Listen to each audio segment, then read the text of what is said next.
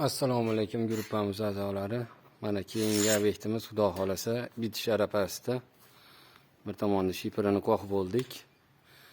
Bu yer darvozaxona. 2 katli bo'ldi. Mana ko'chadan kiraverish. Mana darvozaxona. Bunaqasi 6 metr, eniga 8,5 metr. X katli bo'ldi. Mana xorimiz oldi. Ikkita ustun, darvozaxona ochiq, 3,5 metr. O'rtada ustun yo'q.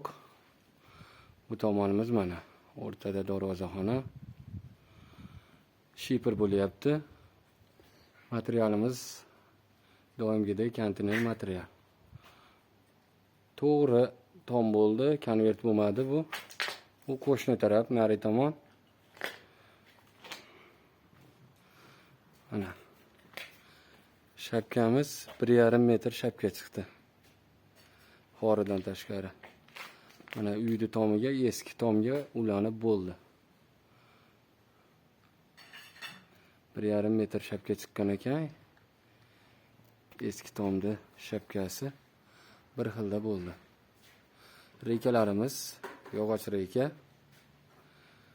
Qolgan karkazlari konteyner material. Ustun xorilarimiz ham konteyner material, asosiy shivillari. Eniga 8,5 metr, uzunasiga 6 metr joyimiz bo'ldi. Xudo xolasa. Bu ishimiz Farg'ona doimgidek Kaptarxona qishlog'ida bo'lib o'tyapti. Mana ko'rishlaringiz mumkin, yarmi yopildi, yarmini endi harakatdamiz. Bu tomon ham 30 sm, 20 sm shapka chiqqan ekan yog'ochdan.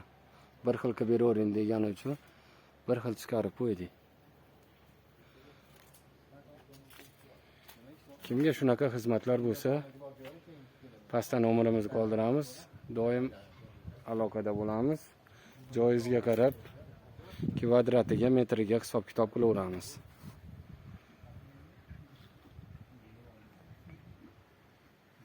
Shipirlarni yopib berish xizmati hamma yo'g'i ichida, materiallar hamma yo'g'i o'zimizdan.